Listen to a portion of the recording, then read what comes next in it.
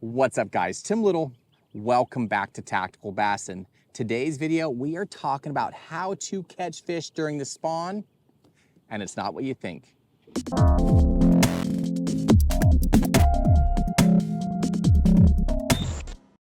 It is mid-April. Full moon is tomorrow. Fish are shallow. Depending on where you are in the country, you might be post-spawn already. You know, if you're up north, you got a little bit to go. But for the most part, April, the full moon in April, we're talking about the spawn for the overall general area of the country. Fish make big moves on the full moon. Fish make big moves on the new moon. But either way, fish are moving, they're going up shallow, and today's video we're going to talk about how to catch fish during the spawn because it can be tricky. Now, sight fishing can be a hot topic, whether you're for it or against it. Not here to debate that today, but today I am going to teach you about fish care and how to do it properly if you guys choose to do so. One thing we've learned throughout the years and years and years of filming underwater footage is every fish is different. Certain fish react to a jig differently than a drop shot, than a swim bait. You know, they all have, it seems to be, they all have their own temperaments and personalities. It's the craziest thing, you know, so understand that there's not a do-all, catch-all bait as these fish move shallow to do that spawning process.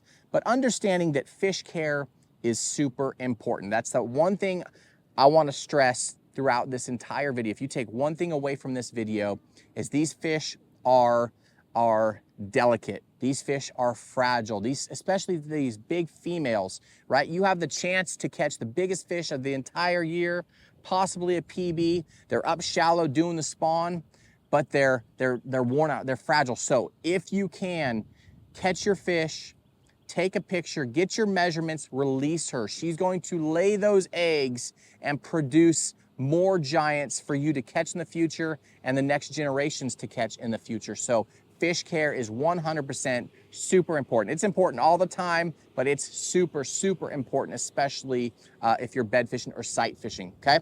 So if you want to get a mount, you catch your new PB, get your measurements, get good pictures, and get a replica. You don't have to kill that fish and do a skin mount. They look terrible, and replicas just look a lot better anyways. They last longer. So there's my soapbox for a few seconds, but fish care is super, super important. So guys, we are tucked behind, trying to get out of the wind. We got sustained 15 to 20 mile an hour wind. We got wind wrapped around the corner here. We got wind wrapped around the corner there. We got a highway in the background, so got the mic on. Hopefully it's not too bad, but it is a beautiful spring day. Water temps are up. High 50s, low 60s, mid 60s. Those fish are on the move and they're looking to do their thing. Typically the bucks move first, the smaller bass. We've talked about that in previous videos, like where these fish go during the spring. But now we're talking about up shallow, covering water, looking for, if you choose to, sight fish. Now, if you're just up shallow, covering water and fishing, you are, whether you're doing it on purpose or not, you are gonna catch those intermittent spawning fish. A chatterbait. That is one of my go-to baits up shallow, just chucking and whining and covering water. Specifically, something with some chartreuse, some blue, more of like that bluegill color, right? These fish want to defend their beds, their nests. And a bluegill or chartreuse with a bluegill colored spunk shad, woo, that wind is ripping. This guy right here is called Sunfish Magic. That is an awesome, awesome spunk shad to put behind your favorite chatterbait. So if you're just up there casting, chucking, covering water, that is a great bait. But now let's talk about the actual process of sight fishing.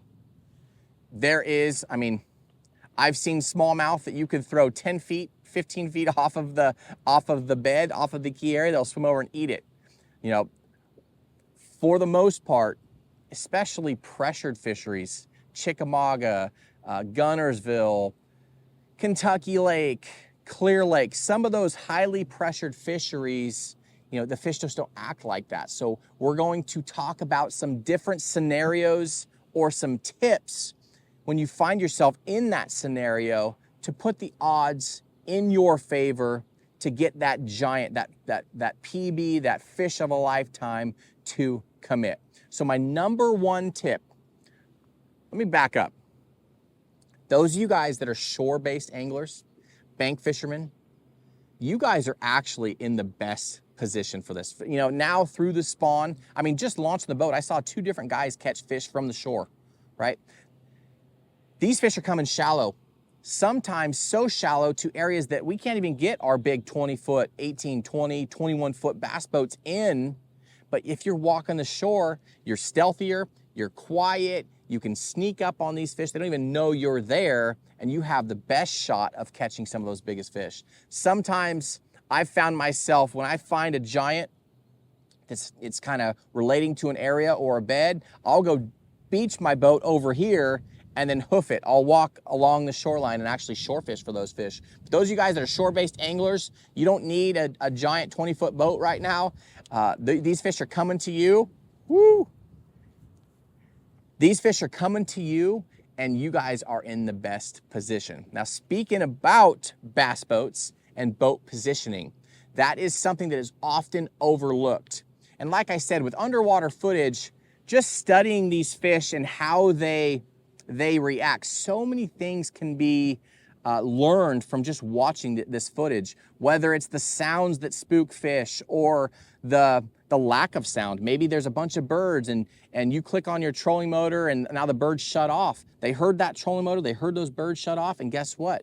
They're spooked, they're out of there. So be very, very stealthy. I turn my graphs off. Again, I'm jumping ahead of myself, but I turn my graphs off. I try and be super stealthy. But boat positioning is my number one tip.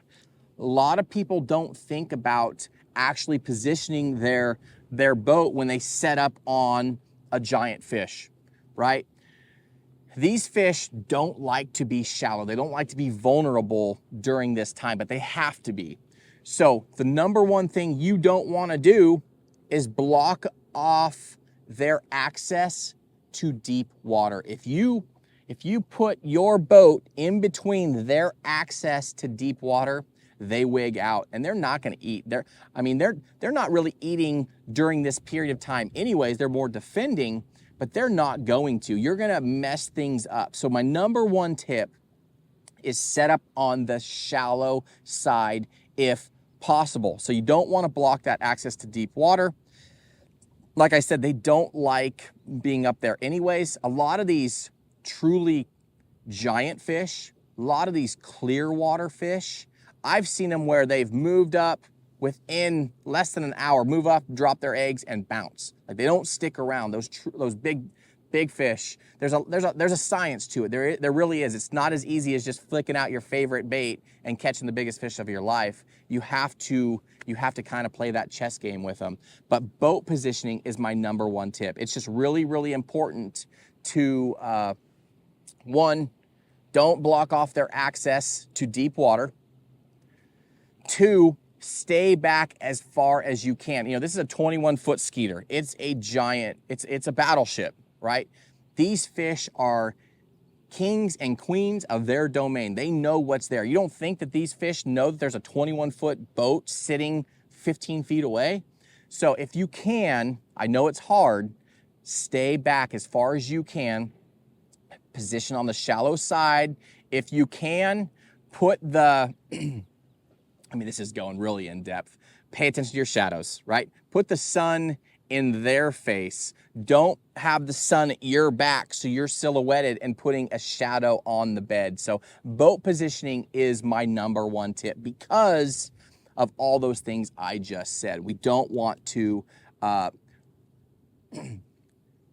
mess up the ability to catch this fish before we ever have a shot. Number 2, and I probably should have flip-flopped this because this applies to any angler that's on the water, driving, any guy that plays golf, anybody that's outside, and that is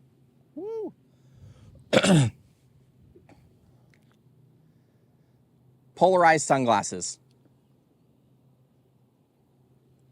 Guys, We're only born with one set of eyes. You want to take care of your eyes no matter what day of the week it is, no matter what day of the year it is.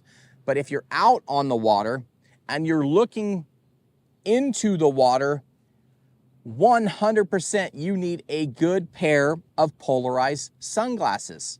It's eye protection, but more importantly, it blocks that glare and allows you to see deeper in the water, okay? You need a good pair of polarized sunglasses. Now, there's a lot of great companies on the market. You guys probably know that Matt and I designed these glasses a few years ago with Eye Surrender. We just wanted to build the best sunglass, frame and lens that we wanted to build the best one for as cheap as possible. So we didn't spare any expense, but we wanted to make them affordable, if that makes sense. So, I mean, we made them out of nylon frames. We did breakaway arm pieces, super high-end TAC lens. It's a polycarbonate lens. I mean, we ran these things through the ringer. They have some coatings on there to protect from oils and water, all that good stuff. But more importantly, whatever you decide to get, make sure you get a good set of polarized sunglasses. Now, with that said, why did I just show you 2 or 3 different lenses? So let me explain. First off, when I'm trying to be stealthy, I'm not going with some kind of mirrored sunglass. Now, I'm gonna cover this here in a little bit. We're talking about being stealthy, right?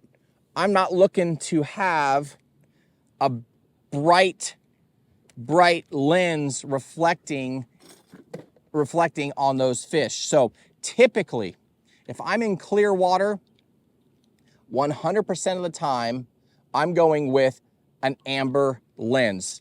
This is like putting on headlights. It brightens everything up. You can truly see deeper. You can see those dark lateral lines on those big largemouth. It's like headlights for your eyes. So if I don't have any pollen, any sediment, anything in the water, I'm fishing crystal clear, I'm going with an amber set of sunglasses. Amber lens, okay? Yellow, it just brightens everything up. Now, you guys will probably, now that I've mentioned this, you'll probably see other videos and I'm wearing different sunglasses all the time. It depends on, cloud cover and overcast situations, bright sunny days, water clarity, what's in the water.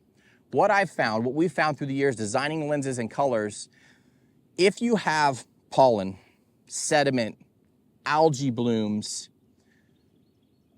those ambers, because they are so bright, sometimes it's almost like it reflects off the stuff in the water. And that's when I go with these guys. This is a copper lens or a rose type of lens. This is actually my favorite lens to wear all the time. It just brightens up all the saturation.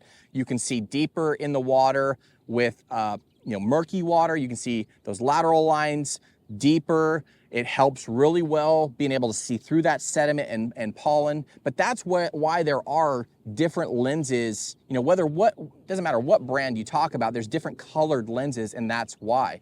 So during the spring, typically I have a yellow and a copper. Hopefully you guys can see through this because of the different situations, right? Now these blue mirrors, they're cool. They're a green lens.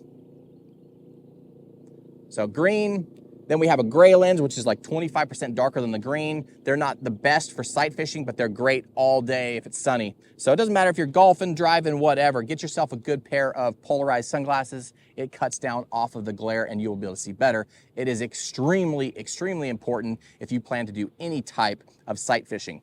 Now let's talk about clothing. I kind of mentioned it earlier. Got the dog walking all over the place. Be stealthy. Turn your electronics off. Put your phone on vibrate. Do everything you can to be sneaky, stealthy. These fish can see you just probably better than you can see them. So put the odds in your favor. This is not the time to be wearing bright orange shirts, chartreuse, white shirts, red hats, that sort of stuff. So be cognizant of that. Be thinking about blending in. Again, we talked about don't silhouette yourself. Go up shallow, get that tree line behind you so you're kind of blocked out. And that goes with your fishing color shirts as well. Get something that blends in. I know this is backlit, so it's gonna look really dark, but this is actually the Adapt hoodie by AFCO. Get Stealthy, okay? Even if you have a bright hat, now you can put on the face mask. Now you can put on the hood. Now you can put on the gloves and do everything to blend in. Guys, it is super, super important. With that said, if you don't have a shirt with a hood, get yourself a face mask, something that you can put it on over your hat. It helps blend in. And then really guys, limit the amount of movement that you're doing, okay? I can't emphasize this stuff enough because the time will come when you see the biggest fish of your life and you want to put the odds in your favor. It might not even be a bedfish. It still could be a sight fish. Maybe it's a giant blimp sitting there underneath that dock. All of these same deals apply. Do everything you can to put the odds in your favor. Be stealthy, be sneaky, be quiet. Throw that little bait in there, let it go down, be subtle, and you might have a shot at catching the biggest fish in your lake and of your life. Now let's talk about some other important stuff, the actual baits. Excuse me, pollen is going crazy with all this wind. Springtime, we're talking about sediment, pollen in the water, allergies, it's just one of those things. So for the most part, guys typically throw the methylates, the chartreuses, you know, they'll throw the chartreuse and white baits because of visibility, because, I want to take these off just so I'm not distracting, because I can see that bait down there on the bed. Now, a lot of times, like I said earlier, these fish aren't trying to, they're not trying to eat during this phase. They're more trying to defend. So a lot of times they're gonna go up there, they're gonna eat the backs of the bait. They're gonna just nip at it. They're gonna suck it in and blow it out super fast. Well, being able to see from a long distance is very helpful. But on the flip side, it's also very beneficial to go with natural colors. They're not as overbearing. You know, you can kind of sense when those fish kind of get antsy, they get skittish versus when they get hot, right? That dorsal fin on the back pops up, the spikes are up, and they're ready to just kill that bait. But you don't have to throw the brightest baits. So I'm here to tell you to throw natural baits, okay? We're gonna talk about some of my favorite baits and colors specifically here in just a second, but there is not a do-all catch-all bait, right? This fish over here might hate the drop shot. This fish over here might hate the jig, couldn't care less about the drop shot. This fish over here might hate the bluegill bait. It totally depends. So I will have, you know, 3 or 4 different baits tied on to try and get that big fish to commit. Now, again, like I said, I'm not fishing for, I mean, yeah, there are males that are, you know, 3, 4, 5 pounds. Typically, I'm looking for that bigger female that's standoffish. She's within the area, but she's not locked on. So that's where I'm trying to rotate through those baits. 1, to get that male kind of riled up, and 2, it's like this chess game. We've seen it so many times where you get that male going and going and going, and he starts getting fired up, he's ready to go, and then here comes the female. She's like, okay, enough with you. I'm tired of playing games. I'm gonna smoke this bait. We've seen it where the male, she'll come in to eat the bait, and the male will ram her with his head to push her away. Like, no, don't do it. Don't do it. 2 or 3 times. You throw that bait in there, she comes in, the 3, 4, fifth time later and just annihilates that bait. It's almost like they come in and take over. So there is that kind of that chess game to get that big female that might be 8, 10, 12 feet away, 15 feet away on that stump, brush pile, near that bed, but she's not locked on, to get her to come in. There is that chess game to play. But with that said, it's easier done with something like this versus something like this. Now, with that said, smallmouth are crazy. I mean, you could probably throw a hook and catch them. They are some of the most aggressive fish there are, right? Now, you could throw whatever in the boat, put a hook in it, and they're gonna eat it for the most part. But let's talk about my favorite baits. So, for the most part, this time of the year, I try to fish, if I'm sight fishing, I want to fish exposed hooks. If I'm throwing a drop shot, I'm not Texas rigging. I'm throwing an exposed hook, whether I've threaded it on there, which I highly recommend, or I'm just nose hooking, I'm throwing an exposed hook. The reason being, whether it's a swim bait, a jig, a drop shot, the reason being, like I said, these fish are extremely fast and they're not trying to eat. When they come in and suck in that bait and spit it out, with a exposed hook, a lot of times that hook will get wedged or caught in the top of their mouth. You know, you're sitting there watching, it's so hard to react when they're on and off, it's so fast, faster than you can react. But when they go to spit it, it'll catch a lot of times in the roof of their mouth. Then you kind of load up, feel that pressure, you reel down and then set. Whereas a Texas rig bait or a weedless bait, they're never gonna get that hook pin it up to catch when they go to spit it out. So if you can go with an exposed hook. It's very important. So whether that's a drop shot, whether that is a jig, a swim bait, something like that, go with an exposed hook. Now, baits themselves, if we're talking about bed fishing, it's really hard to beat a drop shot. Now, this time of the year, I downsize my worms. And most of the time, you guys know that I will flip and pitch a 6-inch missile magic worm or a 6-inch robo worm, a 6-inch worm.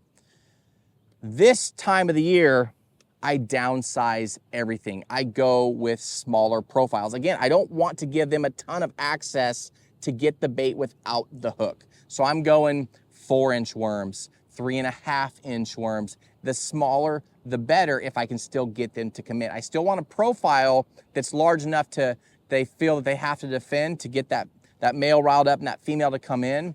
But I don't want something where they're gonna eat the back of the bait, eat the pinchers, eat the appendages, all that stuff that's going on. So I keep it really simple. I don't have a lot of appendages, a lot of moving baits or arms. I go with a downsized straight tail worm, whether it's that's a 4-inch, that's that magic worm. Awesome little bait. 4.5-inch straight tail robo worm. This guy right here. This little Sensation by Big Bite Baits. That's the Sensation Cliffhanger, a little bit downsized worm. Pick whatever your favorite worm is. With that said, color can be extremely important. Now, I just told you don't need to throw the chartreuses, the whites, the methylates, the bubble gums. This time of the year, 100%, I like to throw a bait with some kind of blue flake or blue vein in it. Bluegill. You guys have seen it probably. If you pull a male off a bed, the first thing that comes in is those little bluegill, little panfish to come and eat the eggs. That's what they're defending. You'll see them chase those fish off. So having a bait with some kind of blue in it, some kind of blue flake in it, is extremely important. The only other one that I'd like to throw this time of the year, that Z-Man, the trick shots, they actually have a Tackle Warehouse exclusive bluegill color that's extremely good as well. But those are my go-to baits. Again, a downsized bait, but I make sure that I have some kind of blue in there. Just move these over here.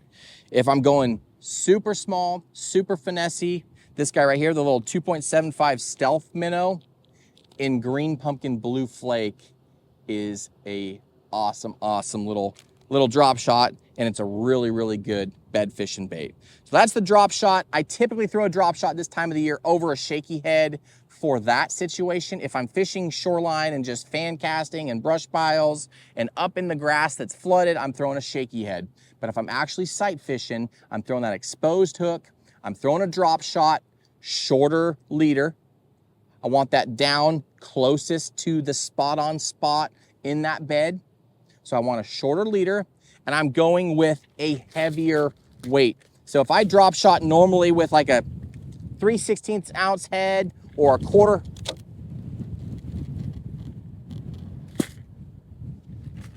timeout. Got a little bit of gust of wind, had to grab some stuff. But if I typically throw like a 3/16 ounce drop shot with a 18-inch leader, 2-foot leader, now I'm going with like a 3/8 ounce drop shot and a shorter leader. So I'm going with a heavier weight because I want to keep it, I want to shake it, I want to give that worm some movement, but I don't want to pull it off of that key area, that target that I'm trying to hit. So throw a shorter leader and a heavier weight will help you keep that bait in that zone longer. Next up, a jig. A jig is an awesome sight fishing bait. But again, we're talking natural colors. We're talking our craws, our green pumpkins, our oranges with that blue flake in there. You guys know how much I love the Adrenaline Craw by X Zone. That thing has some movement. I do cut it down if I'm throwing a little compact jigs. That's that dirty jigs. If I'm throwing a little compact jig, again, I don't want a lot of appendages. I don't want a giant profile where they can get that bait but not the hook. So I go down to a smaller package, some movement, but you will see there that green pumpkin blue flake is a killer combination. It just mimics those bluegill so well, and I just have a ton of success throwing that blue this time of the year. And then again, having that jig, having that exposed hook, I'm not worried about bending that hook out. If I do catch a 10 or 12 pound largemouth, I don't have to worry about bending that hook out. And the plus side is I have a weed guard. You guys have heard us talk about that in the past. When that fish eats and you feel that pressure, you reel down. Again, we're not setting the hook on the fish movement and attack.